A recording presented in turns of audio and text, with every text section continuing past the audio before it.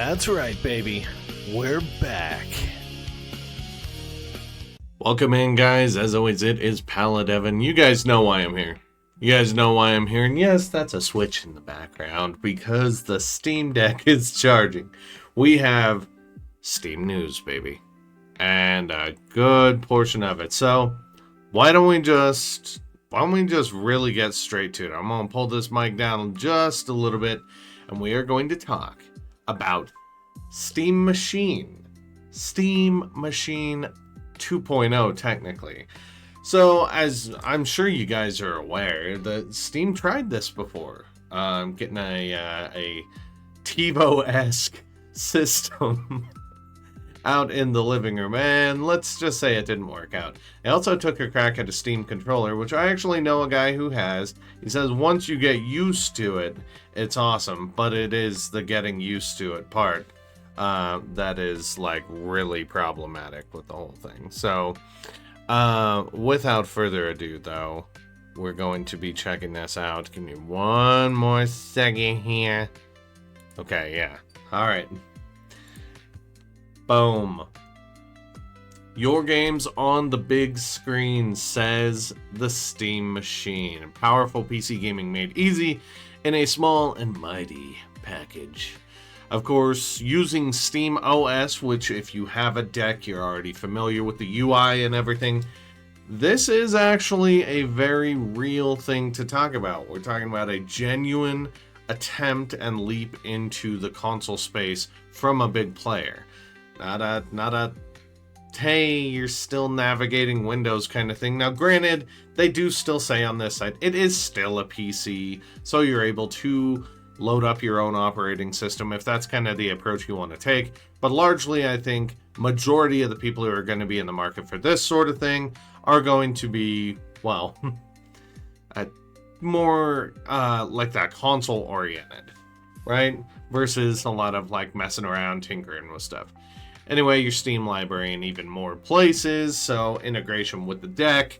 From what I've seen online, you're able to you can take your SD card from your deck, and if it's got Steam games on it, you'd be able to put it into this thing, and there you go. You don't have to like re-download your games, so that's a very nice element to the whole package.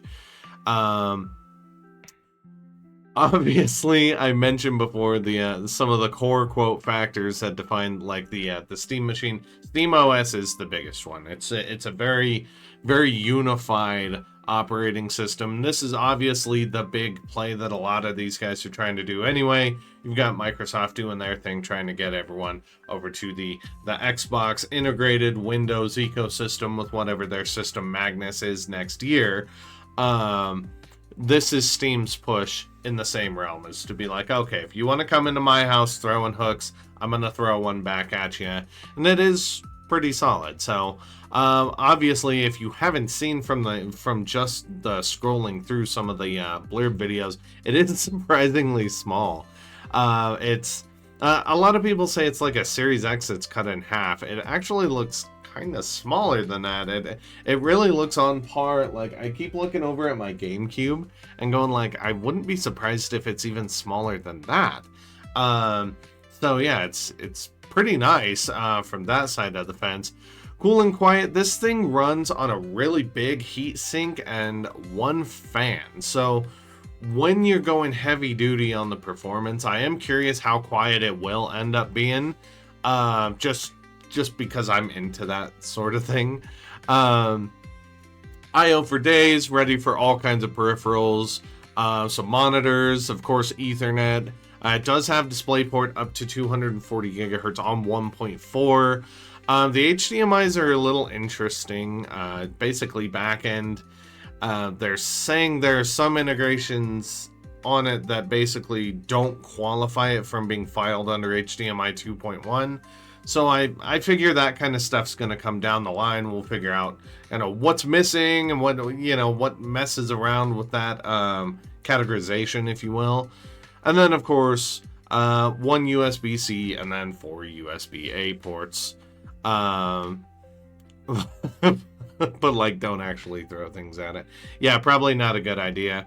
It does have a CPU and GPU, of course. Now, this is the one marketing bit that I'm not a huge fan of, is even if you are leveraging FSR to get there, 4K gaming at 60 frames per second has bombed like a lot of marketing for a lot of systems. So I think immediately of when the PS5 had the 8K little blurb on its box before it even released, it was like there are some things like us in the space, we know this is not going to be able to do.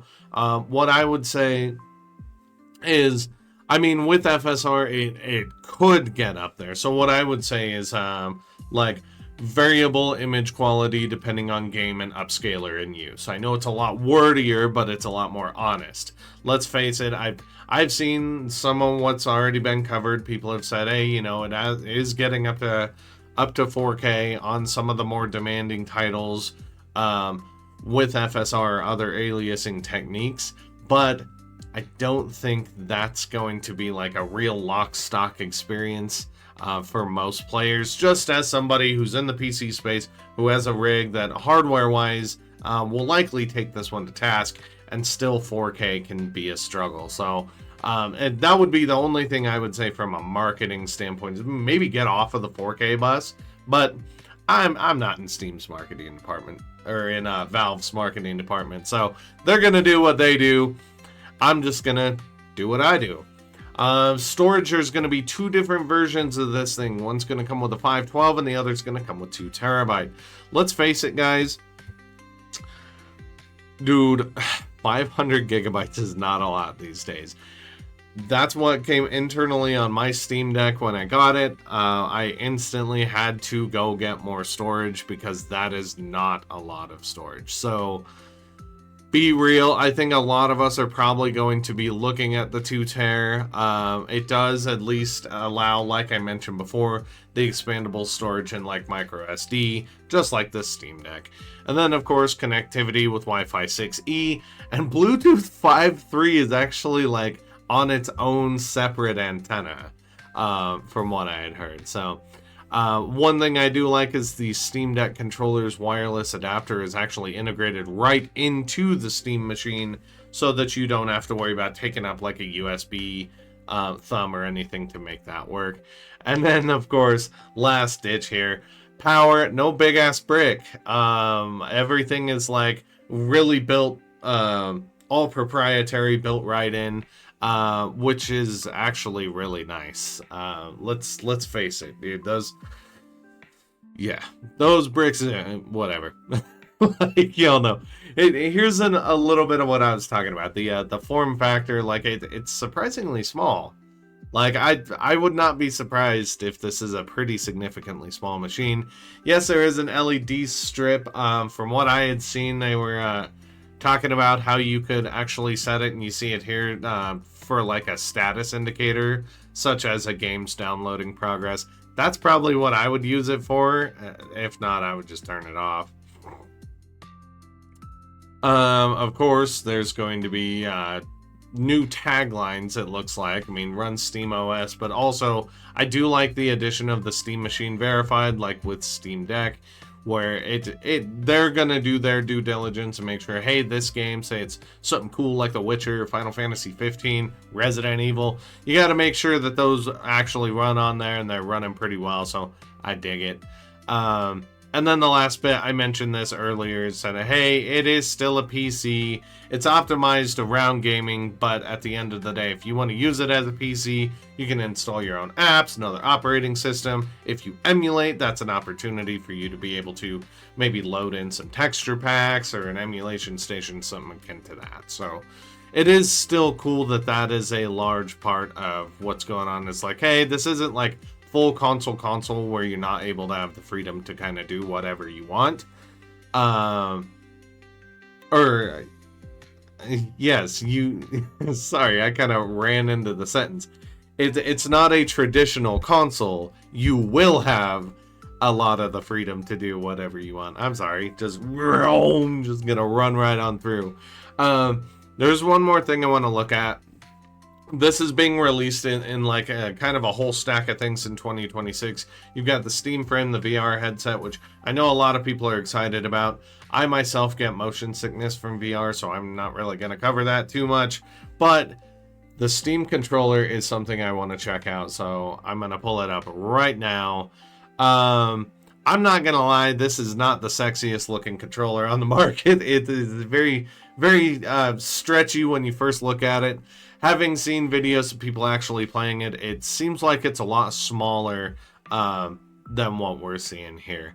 But what I do like about this is it does kind of finally solve that one controller to rule them all kind of thing. Like if I hop on, if I were to emulate, for example, on the Steam Deck, a lot of times when selecting your game, it can be such a pain in the neck that you gotta have a mouse nearby to just to kind of navigate a little bit.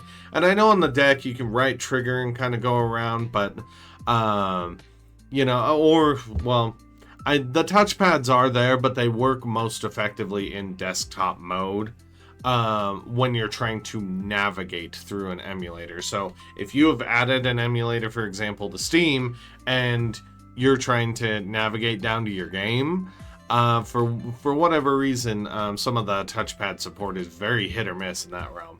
What I'm hoping is that kind of gets unified just with SteamOS and this push with this controller, because it really does look in a lot of ways like it reminds me of if you took two Joy-Cons off and you slid them into that little Nintendo dock, and then you're right here, right?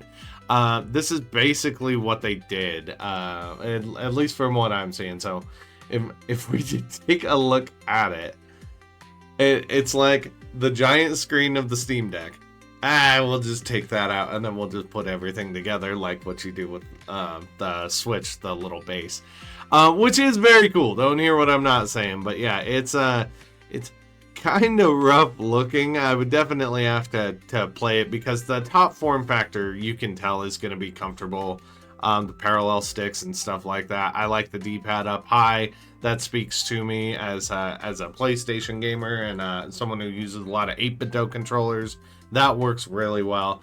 One of the bigger things that it keeps doing is plug and play. It's got this little puck that does one of those magnets that just boom, kind of locks it in, and that's your receiver that's going to the Steam machine. So that's pretty slick in its own right.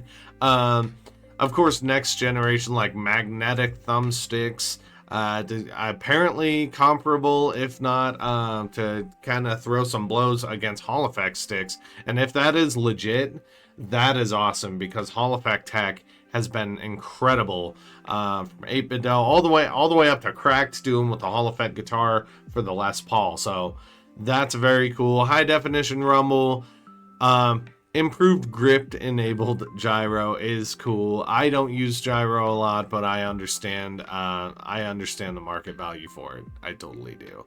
And then, of course, kind of just goes over some of the inputs. It does have a bunch of back buttons that you would be able to go ahead and map as well. So that is in large part kind of really what all came together as far as the whole Steam news from yesterday. And it is big news. I don't think that this is necessarily a death knell for like, oh no, consoles are dead or something like that. It's another player. It's literally player 4 entering the chat and saying, hey, you're gonna have to step up your game, which I think is kind of overdue in the console space in general. So actually being able to see players in the space, you know, Xbox is kind of going their direction to do what we're going to see Steam try to trailblaze here. But also, like, how does this kind of movement impact what Sony's doing with their ecosystem and recent pushes and updates to really make the PlayStation Portal a bigger part of how to do things. Like, it's going to come down to I've heard people say this all around, is like, what platform do you prefer to play on?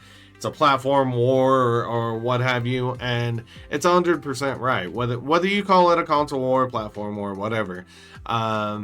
I fully anticipate like there are going to be people in camps who have Steam Decks and the Steam machine and primarily experience their content through Steam versus Nintendo versus PlayStation and versus Xbox. Like, so it's not going to hurt from a competitive standpoint, and I think this is really something that in the industry we all needed to see. Things have kind of stagnated, and it's really shown recently there's just not a lot to be super excited about. You get your mid-gen refresh, or a lot of doom and gloom surrounding like a player exiting the space and what is Microsoft doing. So having another player kind of side integrate in the space with what Microsoft is doing, then we have like, okay, this might be the direction they're going. They seem to be talking about this from a very high-end premium aspect. Steam's looking to come in with a more affordable option. Now, as far as specs go, I did read about essentially like 2 chipsets, but on the GPU side of things being 8 gigs of RAM. That is a little on the concerning side as far as just modern gaming performance. I mean, even Resident Evil 4 Remake on 8 gigs of VRAM does struggle. And that's not a colossal like a Cyberpunk or anything like that. So I could see where you really have to do, like I've said before, really use your best judgment, look at what you're trying to purchase. I think in large part this is coming in as an affordable option, a way to really complement the Steam Deck, but also have something in your living room where you can play a lot of your library. And really just anything heavier than that you might need to remote play or something like that. It's just kind of an integration solution, which isn't necessarily a bad thing. But again, if that hardware is coming in at 8 and some of the other innards aren't like super new or premium or something like that, we could see an output being maybe potentially a little weaker than that of like the PlayStation 5. Or weaker, of course, than the Xbox Series X. So if you're after nothing but performance, this might not be the device for you. But if you've kind of landed where I have over the past year with the Steam Deck and everything being like, oh, I like to max out graphics, but it's not a requirement, this could definitely be an awesome move. And I do think it is, in the entire gaming space, an incredible move. I will definitely be getting that Steam Deck controller. As for the Steam machine itself, time will tell. They didn't come out with any of the prices on these, so pricing and launch date, we have no idea really what to expect on those. I would guess, because they probably don't want to stomp on their foot too hard on the deck side of things, maybe like a 500 to 600 range there. And it's going to be just entering into a space with the PS5 being priced what it is, but also knowing full well, like, you can't in good conscience like shoot yourself in the foot when you're looking at a $400 Steam Deck and then come out with a $400 Steam machine.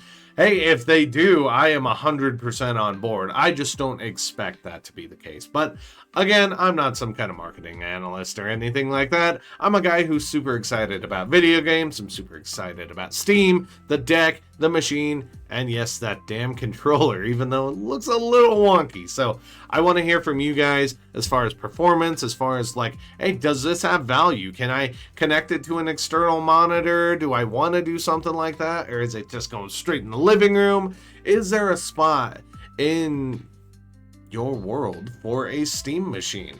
And how much would you say it might urge you to nab a Steam Deck or complement your already existing Steam Deck? Because I know some of you guys got one. I know you guys got one because you're crazy like me. Anyway, gang, I am going to leave this one here, but I will see you in the next one.